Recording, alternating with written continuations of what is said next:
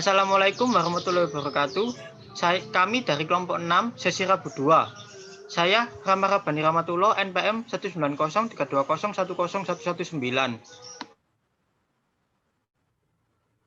Saya Tarisa Berliana Kartika, NPM 140. Saya Fedi Akmal Qurwan, NPM 142. Saya Nuarita Trikartika, NPM 146. Saya Ahmad Reza Bayaki, NPM 150. Selanjutnya kami akan menjelaskan tentang bagaimana cara membuat sebuah dingklik. Bagaimana proses pembuatan dingklik itu?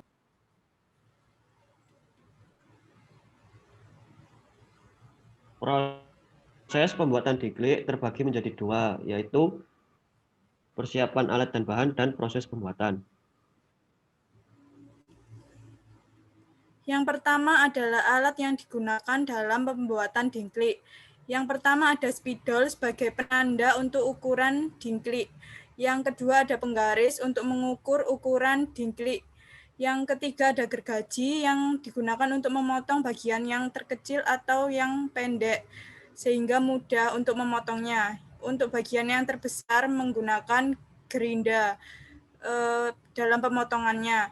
Kemudian ada paku dan palu yang digunakan untuk memasang atau merekatkan bagian-bagian dingklik menjadi satu. Selanjutnya ada amplas yang digunakan untuk memperhalus bagian yang sudah digergaji atau digerinda.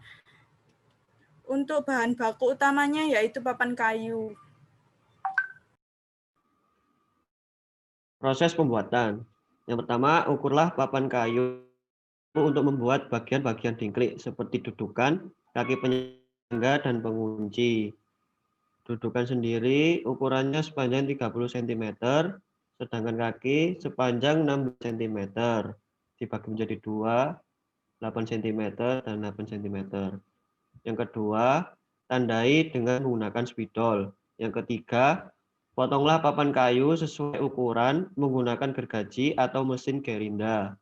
Yang keempat, rangkailah membentuk sebuah dingklik. Yang kelima, gabungkan dengan menggunakan sebuah paku dan palu. Yang keenam, amplas dingklik tersebut agar permukaan menjadi halus.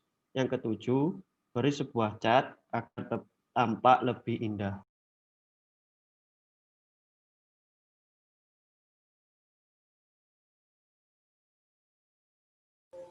Berikut adalah contoh dingklik beserta manfaatnya.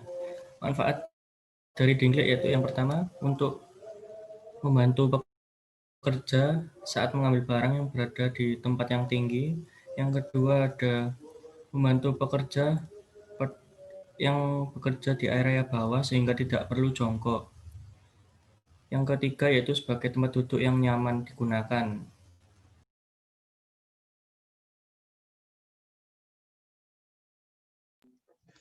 Selanjutnya ada VPC atau Flow Process Card yang terdiri dari kegiatan sebagai berikut. Operasi, pemeriksaan, transportasi, menunggu, dan menyimpan. Ada juga kegiatan sebagai berikut. Yang pertama, mengukur kayu duduk yang termasuk proses operasi.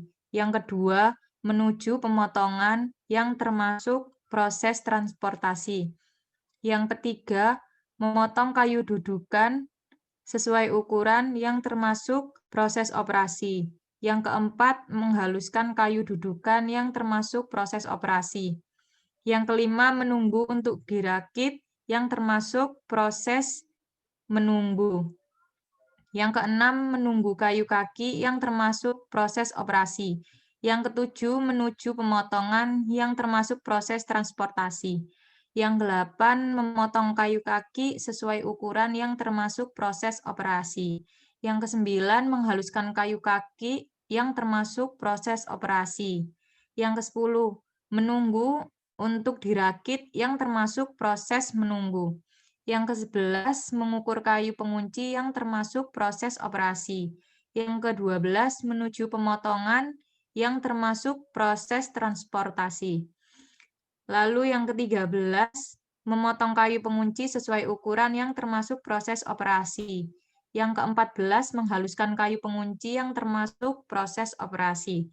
Yang ke-15, merakit tiap komponen yang termasuk proses operasi. Yang ke-16, mengecat produk jadi yang termasuk proses operasi. Yang ke-17, menunggu cat kering yang termasuk proses menunggu. Yang ke-18, pemeriksaan hasil akhir yang termasuk proses pemeriksaan. Yang ke-19, penyimpanan produk jadi yang termasuk proses penyimpanan.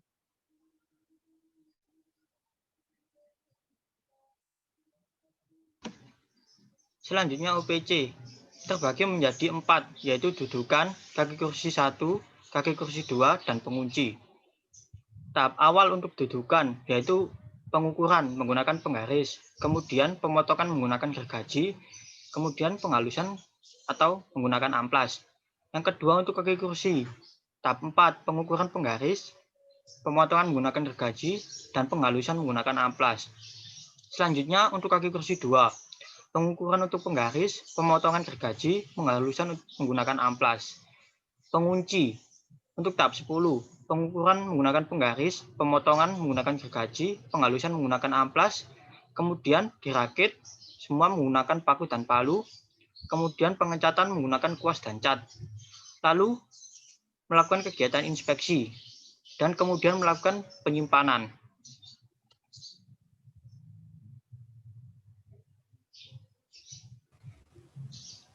Sekian dari kelompok kami. Bila ada salah kata mohon dimaafkan. Terima kasih. Wassalamualaikum warahmatullahi wabarakatuh. Assalamualaikum warahmatullahi wabarakatuh. Waalaikumsalam warahmatullahi wabarakatuh.